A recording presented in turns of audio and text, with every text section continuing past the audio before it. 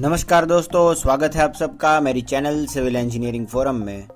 आज हम बात करने वाले हैं कि एक अपार्टमेंट यानी कि एक फ्लैट खरीदने से पहले आपको किन चीज़ों का ध्यान रखना चाहिए। तो मैंने यहाँ पे एक 13 पॉइंट चेकलिस्ट तैयार किया है जो कि अगर आप अपार्टमेंट खरीदना चाहते हैं तो एक बार ज़रूर चेक कर लेना चाहिए।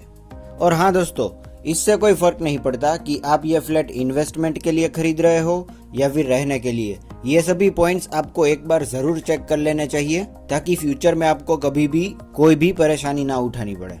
तो बिना टाइम वेस्ट किए हम जल्दी से ये पॉइंट्स देख लेंगे, जिसमें हमारा फर्स्ट पॉइंट है फ्लैट प्राइस। तो ये आपका सबसे पहला काम है जिसमें बिल्डर ने आपको इस फ्लैट की जो कीमत यानी कि जो प्राइस बताई है उसे उस एरिया के सभी फ्लैट्स की जो प्राइस है उसे आपको कंपेयर करनी है, और मतलब आपको एक प्राइस सर्वे कंडक्ट करना है। ऐसा करने से आप उस एरिया की रियल एस्टेट मार्केट से वाकिफ हो जाओगे और फिर आपसे कोई भी प्रॉपर्टी की वैल्यू बढ़ा चढ़ाकर नहीं मांग सकेगा। फिर यहाँ पे हमारा दूसरा पॉइंट है कारपेट एरिया। कोई भी फ्लैट खरीदने से पहले आपको उसका कारपेट एरिया जान लेना बेहद ज़रूरी होता है, क्योंकि कारपेट एरिया जो है वो बिल्टअप एरिया से तकरीबन 30% यानी कि 30% तक कम रहता है, और आप ये कारपेट एरिया जो है उसे ही एक्चुअल में यूज़ कर पाओगे, क्योंकि बिल्टअप एरिया में वॉल्स की थिकनेस भी इंक्लूडेड रहती है। फिर हमारा थर्ड पॉइंट है लिटिगेशन फ्री लैंड। फ्लैट खरीदने से पहले हमें वो फ्लैट जिस ज़मीन पर बना है वो लिटिगेशन फ्री, मतलब कि कोई भी लीगल इश्यू में नहीं फंसी हो, यह चेक कर लेना है। और अगर ऐसा कुछ भी है तो इस बारे में बिल्डर से आपको बात कर लेनी चाहिए कि वो मुकदमा जल्द से जल्द ख़त्म करे। और हाँ दोस्तों, बिल्डर के पास आपके फ्लैट का एक अप्रूव्ड प्लान होना चाहिए, और आपको बिल्डर से प्रोजेक्ट अगर ख़त्म हो गया है तो कंप्लीशन सर्टिफिकेट, और अगर ये फ्लैट अंडर कंस्ट्रक्शन है तो कमेंसमेंट सर्टिफिकेट मांग लेना चाहिए। फिर यहाँ पे हमारा फोर्थ पॉइंट है गवर्नमेंट परमिटेड लैंड। जिस लैंड पे ये फ्लैट बना है उस पे कंस्ट्रक्शन करने की परमिशन होनी चाहिए, और गवर्नमेंट रिकॉर्ड्स के मुताबिक ये लैंड बिल्डेबल लैंड की कैटेगरी में आना चाहिए, वरना इसे इलीगल कंस्ट्रक्शन बोला जाएगा। फिर हमारा फिफ्थ पॉइंट है प्रॉपर्टी टैक्सेस। कोई भी प्रॉपर्टी के सभी टैक्सेस कॉरपोरेशन डिपार्टमेंट में रेगुलरली पे किए जाने चाहिए।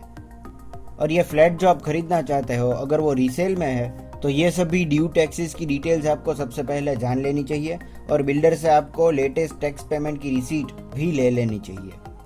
फिर यहाँ पे हमारा सिक्स्थ पॉइंट है ओनरशिप ऑफ द फ्लैट। कोई भी प्रॉपर्टी खरीदने से पहले हमें ये चीज़ जान लेनी चाहिए कि एक्चुअल में उस प्रॉपर्टी का ओनर वही है जो हमें बताया गया है, और उसने सभी लीगल फॉर्मेलिटीज़ ख़त्म कर दी है।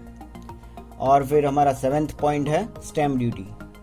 स्टैम्प ड्यूटी सिर्फ फ्लैट की परचेज प्राइस पे ही भरी जाती है, और आपको बिल्डर से सभी ट्रांजैक्शन प्रोसेस के हिडन चार्जेस भी जान लेने चाहिए। और फिर हमारा एट्थ पॉइंट है एमिनिटीज़। तो फ्लैट खरीदने से पहले हमें ये जान लेना चाहिए कि हमें एक्चुअल में ये सभी एमिनिटीज़ मिल रही है जो बिल्डर ने बताया है या फिर ब्रोशर में दिखाई है। ये सभी फैसिलिटीज़ के बारे में आपको डिटेल में जान लेना चाहिए। और फिर हमारा नाइन्थ पॉइंट है फ्लैट लोकेशन। तो आप इवेंचुअली जिस एरिया में रहने वाले हैं उस एरिया की जानकारी भी आपके पास होना बेहद ज़रूरी हो जाता है।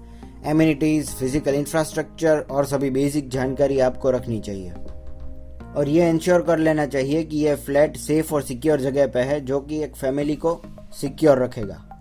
और इसी तरह से इन सभी चीज़ों की जानकारी आपके लिए बहुत सी चीज़ें आसान बना सकता है। और फिर हमारा 10th पॉइंट है एप्रोप्रिएट वॉल्स एंड स्पेसेस। ज़्यादातर लोग इसी चीज़ में बेवकूफ़ बनते हैं जिसमें आपको जो एरिया बताया गया है वो नहीं मिलता और एक्चुअल प्लान में कुछ और ही होता है।